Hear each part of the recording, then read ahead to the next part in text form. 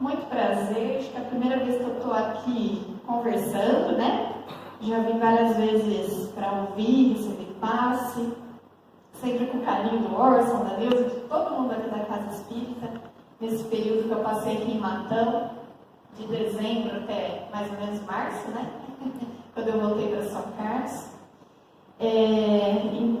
Esse trabalho, né, de acolhimento de almas, do qual eu participei recebendo a ajuda de vocês, foi muito importante. Então, muito obrigada por essa acolhida amorosa. A gente chega numa cidade nova com tanta coisa, né? Naquele momento, um momento de transição da minha vida. Sou muito grata, muito obrigada. E muito obrigada pela oportunidade de estar aqui hoje para a gente conversar sobre um tema que é tão lindo. Eu gosto de brincar, e não é bem uma brincadeira, é meio verdade, que eu não sei falar de outra coisa que não seja o livro Boa Nova.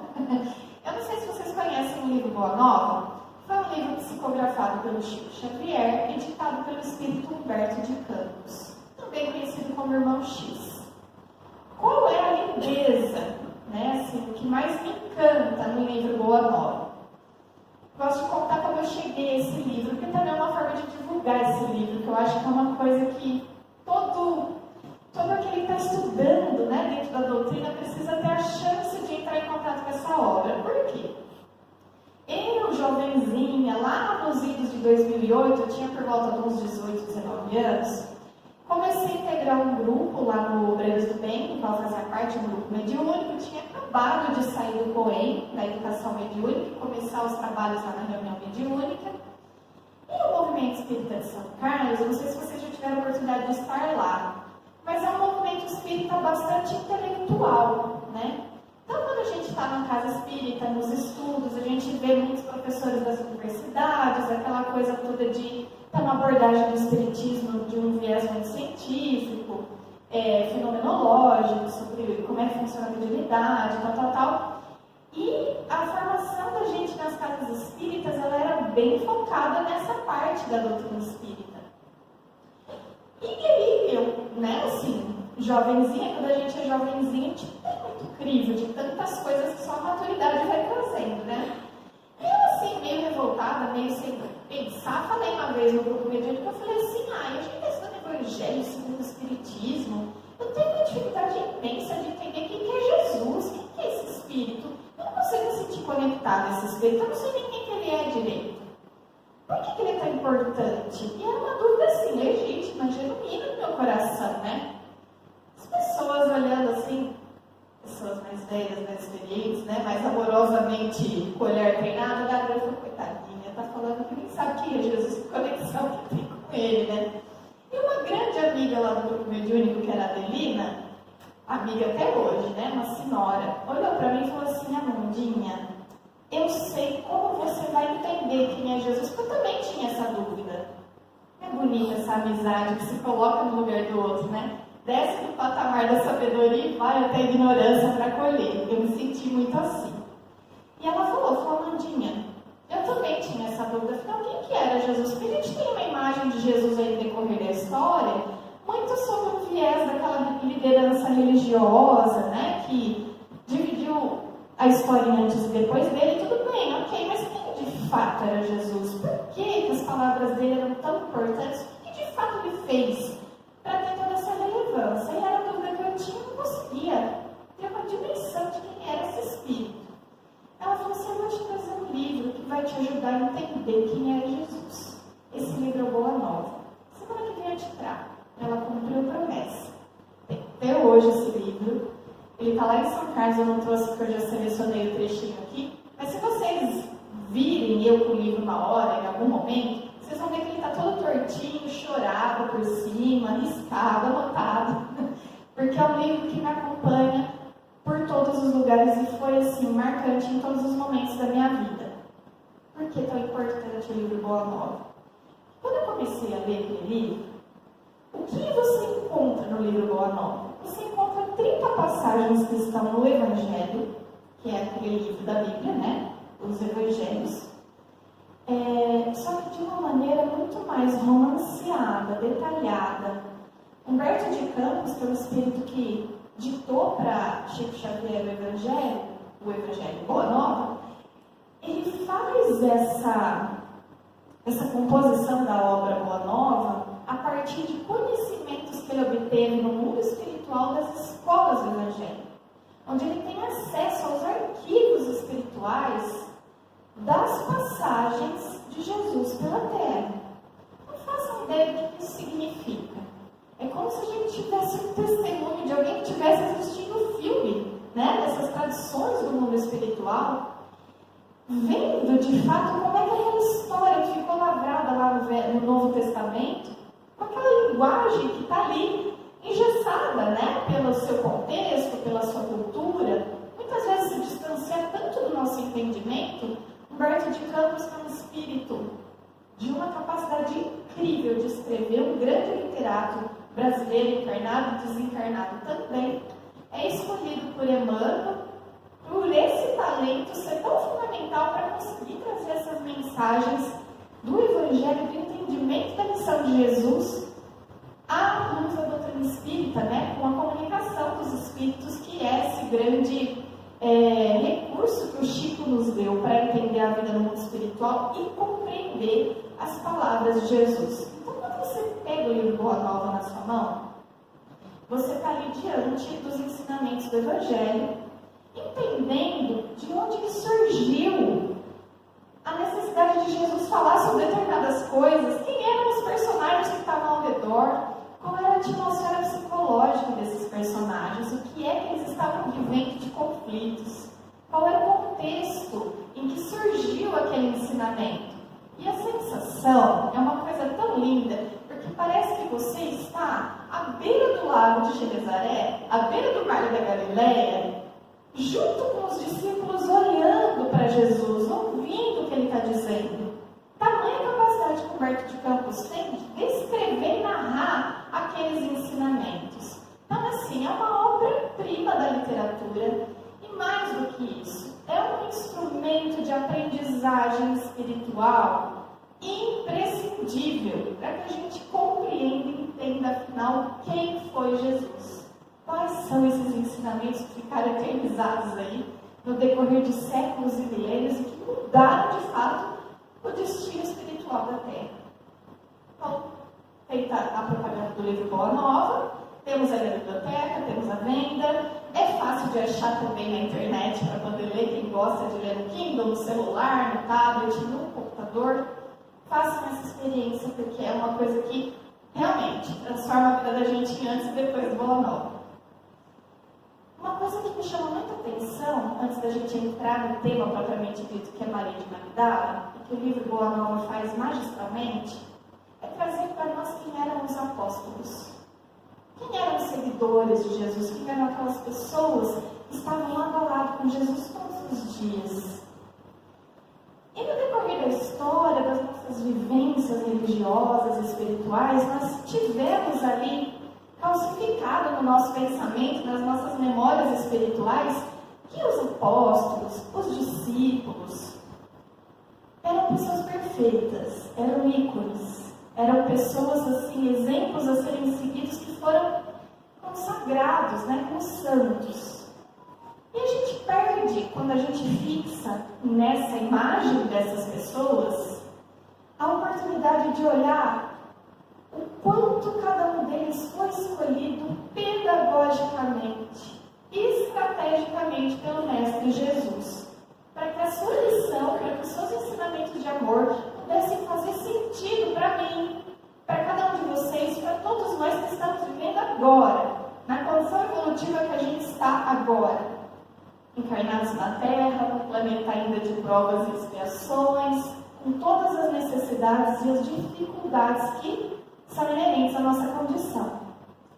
Quando a gente pega o livro Boa Nova e a gente começa a ler, página por página desse livro, a gente começa a ver quem era o Simão Pedro, quem era Tiago, quem era João, quem era Maria de Magdala, Joana de Cusa, quem era Tadeu, quem era Tomé, e começa a ver que eles eram homens e mulheres extremamente imperfeitos, limitados, com as suas dificuldades, com as suas dores, com as suas angústias, profundamente marcados, apesar de estarem ali do ladinho de Jesus, pelas limitações características das suas condições espirituais similares às nossas condições espirituais. O que dá para a gente um respiro, uma tranquilidade, um alento de entendermos, e esse é o amor genuíno do Mestre, de entendermos que, apesar das nossas limitações, existia uma característica que os apóstolos tinham, que pode ser a característica de cada um de nós para a gente dar um passo adiante. Os apóstolos eram dispostos. Eles eram dispostos, eles tinham disposição. Não eram perfeitos. Longe disso. E é justamente nessa fragilidade, é justamente nessa limitação que Jesus faz morada e escolhe. Porque quando ele está olhando para um Simão Pedro, para uma Maria de Magdala, para o Tiago e João, extremamente impetuosos, violentos, Simão Pedro extremamente briguento, aquela pessoa preconceituosíssima, como vocês vão ver na lição de hoje, ele está falando arquetipicamente para cada um de nós. Porque nós temos muito em nós de Simão Pedro, de Maria de Magdala, de Tiago, de João. Eles são representantes de vícios que ainda carregamos, mas também são espelhos e inspirações das virtudes que nós sim somos capazes de ter. E isso é o mais maravilhoso, porque a gente começa a olhar para a nossa imperfeição e se identifica com aquele sentimento daqueles apóstolos, daquelas pessoas que estavam caminhando lado a lado com Jesus. E a gente não desespera quando a gente sente, meu Deus, que situação difícil é essa que eu estou vivendo, não aguento mais. E fala, poxa, Simão Pedro também aguentou. Nossa, Maria de Magdala foi abandonada pelos apóstolos. Meu Deus do céu, Tiago e João queriam incendiar as pessoas que não concordavam com Jesus. Fala, nossa, eles tinham esses sentimentos que eu também tenho? E eles se transformaram, eu também posso. Então essa é a beleza, essa é a magia, esse é o encanto do livro Boa Nova. Ele traz pessoas tão humanas quanto a gente, e tão capazes também quanto a gente de trilhar essa ascensão espiritual dentro dos nossos limites e das nossas possibilidades, com muita amorosidade, porque não é com dor que a gente faz esse caminho, mas é com amorosidade. A dor é o caminho que a gente escolhe quando a gente se desvia do foco. Como iniciamos hoje o mês de maio, que é o mês que se comemora o mês das mães, a escolha pelo tema Maria de Magdala vem ao encontro de um tipo de maternidade que não é a maternidade que gera os filhos organicamente a partir dos seus próprios ventres, mas aquela maternidade que se dedica a amar e acolher com os seus aquelas pessoas que precisam de um acolhimento materno. Que a gente vai ver que foi exatamente o que deu Jesus a Maria Madalena, Maria de Magdala. Conta o capítulo de Boa Nova que Maria de Magdala era uma cortesã vivendo em Magdala, por isso Maria Madalena. Magdala era uma das aldeias ali que margeavam, né, o grande lago de Genezaré, ou o mar de Cafarnaum. E ela ficou profundamente tocada quando ela começou a ouvir Jesus falar para aqueles homens e mulheres, os mais desafortunados possíveis. Qualquer pessoa que estava ali estranhava quem eram aquelas pessoas que Jesus acolhia sem colocar restrições. E ela começou a ver que aquele movimento acolhedor de Jesus, a todos, indiscriminadamente, ele acolhia com o mesmo amor para semear os seus ensinamentos. E ela começou a pensar, poxa vida, eu, uma mulher de vida leviana, prostituta, que estou aqui, né, envolta de riquezas, de todos os prazeres mundanos, será que Jesus me acolheria? E ela começa a ouvir e a seguir de longe aqueles ensinamentos e cada vez mais ela é tocada no seu coração. Ela tinha poderosos contatos com Roma, era uma mulher riquíssima, tinha ali um contato muito grande com aqueles poderosos, né, que dominavam os judeus, e também com aqueles chefes e líderes religiosos judeus. Era uma mulher que realmente, do ponto de vista da sua beleza física, de tudo aquilo que o mundo e a materialidade podia dar ela tinha de tudo. Mas ela sentiu uma sede profunda apesar de todas essas coisas que ela era abundantemente, envolta, ela tinha uma sede profunda de amor. E essa sede nada disso saciava. E é aí que ela começa a ouvir o mestre e começa a pensar: será que ele conversaria comigo? Será que ele me ouviria? Será que ele me aceitaria? Eu vejo ele acolhendo tantas pessoas, nenhuma delas ele coloca empecilho para receber. Será que eu devo procurá-lo? E aí ela toma uma decisão, pega uma barca, sabe que Jesus está ficando na casa de Simão Pedro, em Cafarnaum. Era ali todo um vilarejinho, tudo eram vilarejinhos muito próximos, Então ela sai de Magdala e vai para Cafarnaum e toma coragem: eu vou tentar falar com o mestre. E vou confiar que ele vai me acolher. Timidamente ela chega em Cafarnaum, bate a porta e Jesus o recebe com um sorriso largo no rosto. O sorriso daquele de que já estava esperando por ela. E ela se sente profundamente amada e acolhida naquele momento. Vou pedir licença para vocês, porque Humberto de Campos descreve isso muito lindamente, de maneira que eu não vou conseguir expressar. Então vou ler um trechinho, tudo bem? Ela diz, Humberto de Campos diz: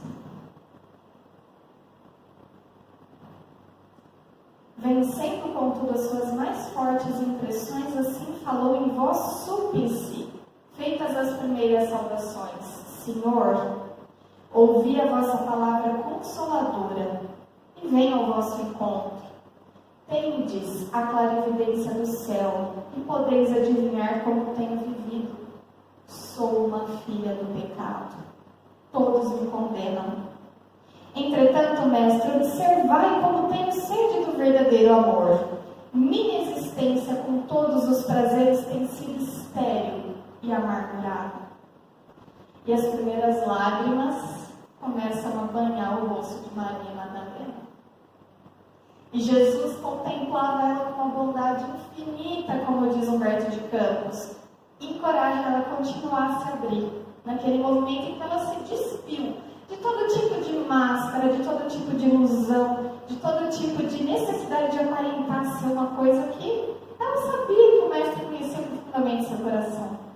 E ela diz: ouvi o vosso amoroso convite ao Evangelho. Eu desejava ser das vossas ovelhas. Mas será que Deus me aceitaria? E olha a resposta que Jesus dá para ela. O profeta Nazareno fitou-a enternecido, sondando as profundezas do seu pensamento, e respondeu bondoso. Vejam bem, ele sabia de todas as coisas que contemplavam quem era Maria Madalena. Ele sabia todas as formas de vida que ela tinha, todas as condutas, todos os defeitos, mas ele também sabia que ela não se resumia àquilo. Então, a primeira lição que essa lição já nos dá: nós não somos os nossos erros. Nós não somos definidos pelas nossas limitações, pelas nossas fragilidades. Nós somos muito mais do que isso. Nós somos potenciais divinos e merecemos o acolhimento e o amor de Deus. Mas para isso a gente precisa se abrir e buscar o Mestre. E aí ele diz assim: Maria, levanta os olhos para o céu e regozija-te no caminho, porque escutaste a boa nova do reino e Deus te abençoa as alegrias. Acaso poderias pensar que alguém no mundo estivesse condenado ao pecado eterno? Onde então o amor do nosso Pai? Nunca viste a primavera dar flores sobre uma casa em ruínas? As ruínas são as criaturas humanas, porém as flores são as esperanças em Deus. Sobre todas as falências e desventuras próprias do homem, as bênçãos paternais de Deus descem e chamam. Sentes hoje esse novo sol a iluminar-te destino. Caminha agora sobre a sua luz, porque o amor cobre uma multidão de pecados. Depois daquele profundo acolhimento, daquele banho de dignidade humana, daquele estímulo amoroso a olhar para os seus potenciais e para o caminho que daqui para frente ela era capaz e totalmente bem-vinda a percorrer. Maria de Magdala ouvia ainda com o coração apertado, sempre acostumada a ser julgada, a ser repelida, mas numa postura tão diferente. E ela se sente ali encorajada a se abrir. Ela fala: no entanto, Senhor, eu tenho amado e eu tenho sede de amor. E Jesus continua esse diálogo dizendo: sim, a tua sede é real. O mundo viciou todas as fontes de redenção e é necessário compreender que em suas sendas a virtude tem que marchar por uma estrada difícil e demandar o reino através de uma porta muito estreita. Jesus nunca falou para a gente que o caminho ia ser fácil. Ele não nos iludiu. Mas ele nos deu a certeza de que ele estaria caminhando do nosso lado. E ele continua: geralmente um homem deseja ser bom como os outros ou honesto como os demais, esquecendo que o caminho onde todos passam é de fácil acesso, de marcha sem edificações. A virtude no mundo foi transformada na porta larga da conveniência própria. Há os que amam os que lhes pertencem ao círculo pessoal, os que são sinceros com seus amigos, os que defendem os seus familiares ou os que adoram os deuses do favor.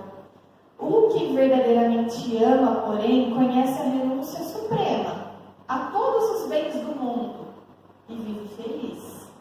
Na sua senda de trabalhos, por um difícil acesso às luzes da redenção. O amor sincero não exige satisfações passageiras que se extinguem no mundo com a primeira ilusão.